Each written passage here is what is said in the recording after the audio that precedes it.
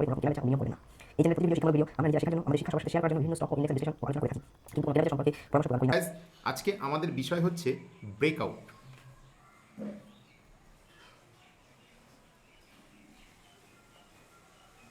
আমরা basically breakout কীভাবে হয়, ব্রেকআউটের সংজ্ঞাটা এখানে বুঝবো। তো আমাকে ব্রেকআউট বুঝতে গেলে আগে আমাকে দেখো এখানে ব্রেকআউট কটা কথা নিয়ে হয়েছে, দুটো ওয়ার্ড নিয়ে হয়েছে, একটা ব্রেক, একটা আউট। আচ্ছা, আমি যদি একটু ক্রিকেটীয় ভাষায় বলি, তো রিসেন্টলি ইন্ডিয়া ইংল্যান্ডের একটা সিরিজ চলছে, তো সেখানে আমি যদি বলি যে বিরাট কোহলি আউট, তার মানে এটা আমি বলতে পারি যে ইংল্যান্ডের কোনো প্লেয়ার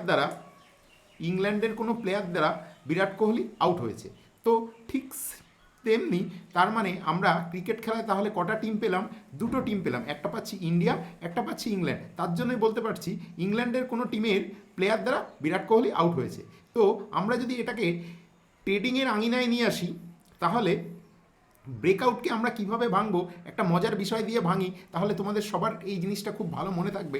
তো ব্রেকআউট, তাহলে এখানে আউট যেহেতু বলছি, তাহলে এখানে আমরা বলতে পারি যে ট্রেডিংয়ের আঙিনায় দুটো অপোনেন্ট থাকে, একটা হচ্ছে তোমার বায়ার আর একটা হচ্ছে সেলার। তো সেলার যখন আউট হয় তখনই ব্রেকআউট হয়। তো এটাকে যদি আমরা ইলাবোরেট করি, মানে সেলার যখন হেরে যায়, এই সেলারটা যখন বায়ারের কাছে হেরে যায় তখনই ব্রেকআউট হয়। তাহলে ব্রেকআউট কোথায় হয়, কিভাবে হয়, এবার আমরা এটা আস্তে আস্তে দেখব। দেখো, ব্রেকআউটকে আমরা প্রধানত চারটে ভাগে ভাঙতে পারি, মানে আমরা ব্রেকআউটকে আস্তে আস্তে চার ভাগে আমরা ভাঙি। তো আমরা এখন নর্মাল ব্রেকআউট হিসাবে একটা টোটাল ব্রেকআউটকে আমরা পড়ব, এবং আস্তে আস্তে আমরা পরবর্তীকালে চারটে ভাগই তোমাদের ভেঙে ভিডিও করে দেখাবো।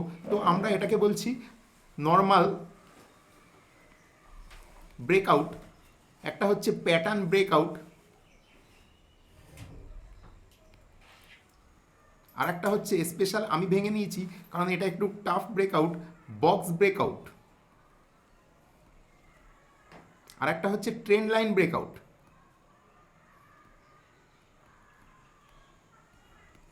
Trend line breakout. তো আমাদের আজকে টোটাল বিষয়টা হচ্ছে যেটা ব্রেকআউট কিভাবে হয়, আমরা আস্তে আস্তে নর্মাল ব্রেকআউট, প্যাটার্ন ব্রেকআউট, সব ব্রেকআউটগুলোকেই পড়বো।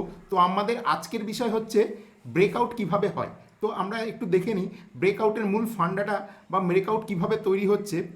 বেসিক্যালি এটাকে আমরা সাপ্লাই জোন আর এইটাকে ডিম্যান্ড জোন হিসাবে জানি, বা এটাকে যদি আমরা একটু ভেঙে সহজ ভাষায় বলি, তো এটা হচ্ছে বেসিক্যালি রেজিস্ট্যান্স, আর এই জোনটা হচ্ছে সাপোর্ট। সাপ্লাই জোনে কে থাকে? যেহেতু সাপ্লাই জোনে সেলার থাকে আর ডিম্যান্ড জোনে বায়ার থাকে। তো আমরা ব্রেকআউট বলেছি, কে হারে? ব্রেকআউটে বায়ার সেলারকে হারিয়ে দেয়, তো সেলার বেসিক্যালি হারে। তো মার্কেট বেসিক্যালি ওপর থেকে এরকম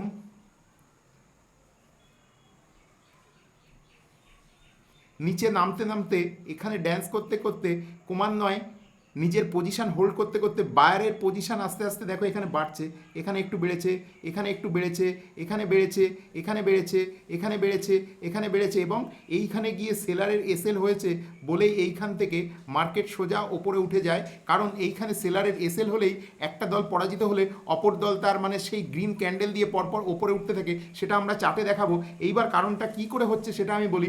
এখানে সেলারের এসএল হচ্ছে, এখানে বায়ার দেখো একটু একটু করে ও নিজের পজিশন বাড়াতে শুরু করেছে, তার জন্য এইখানে দেখো একটা লো হয়েছে, তার থেকে এই লোটা ওপরে, এই লোটা ওপরে, এই লোটা ধরে রেখেছে, তার থেকে এই লোটা ওপরে, এই লোটা ওপরে, এই লোটা ওপরে, এখানে ক্যান্ডেল দিয়ে একেবারে ব্রেক আউট করেছে। তো এই জন্য সেলার হেরে যাচ্ছে বলে এখানটাকে আমরা বলছি ব্রেক আউট।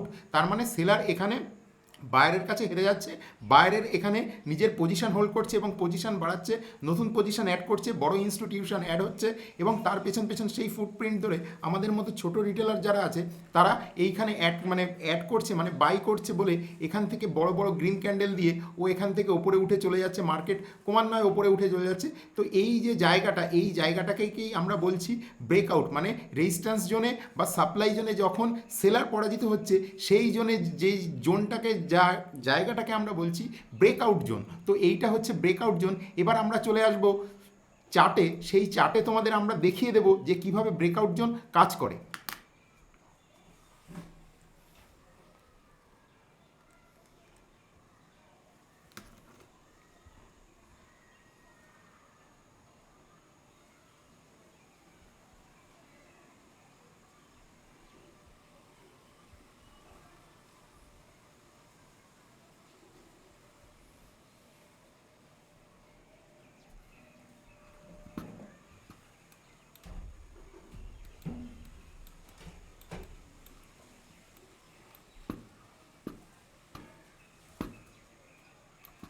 দেখো গাইজ, আমরা চলে এসেছি অ্যাঞ্জেল ওয়ানের 30 মিনিটের চার্টে। তো আমরা যেরকমভাবে দেখাচ্ছিলাম, আর তো এখানে থাকে বায়ার আর এইখানে আছে সেলার। তো এইখানে দেখো ডিম্যান্ড জোনে আস্তে আস্তে একটু করে বায়ার আসছে, আবার একটু করে সেলার আসছে, কিন্তু সেলার ওকে নিচে নিয়ে যেতে পারছে না।